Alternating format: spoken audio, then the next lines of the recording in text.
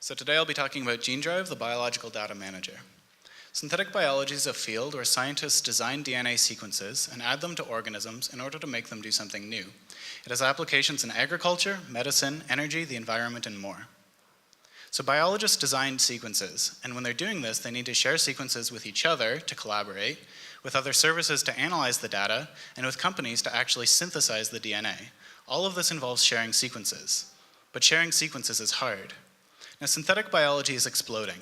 2016 marked the first year where there was over $1 billion in synthetic biology funding.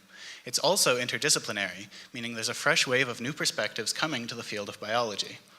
As a programmer, I was shocked at how little tooling there is for sharing sequence data. In the world of code, there are billion-dollar companies like Docker and GitHub, as well as package managers like Yarn specifically for this purpose. In the world of biology, there are a few organizations looking to tackle this problem, but they tend to be more focused on the design and the visualization rather than how they're shared. As a result, these all-in-one solutions tend to be bulky, non-programmable, and hard to integrate with other tools. As well, they're extremely expensive. Licensing for this software can cost a lab over $15,000 a year.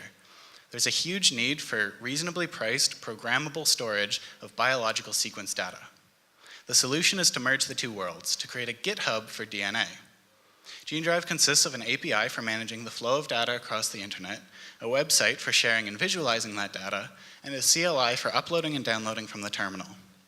On the website, gndrv.com, people can create user accounts, create parts, see which parts other users have created, and view those parts in more detail.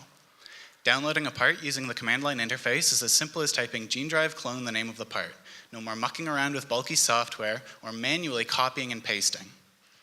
Now, public repositories for gndrv are free, whereas private repositories will have a fee of $30 a month. This is still a fraction of the cost of existing solutions. There are over 6,000 students who participate in the iGEM International Synthetic Biology Competition each year.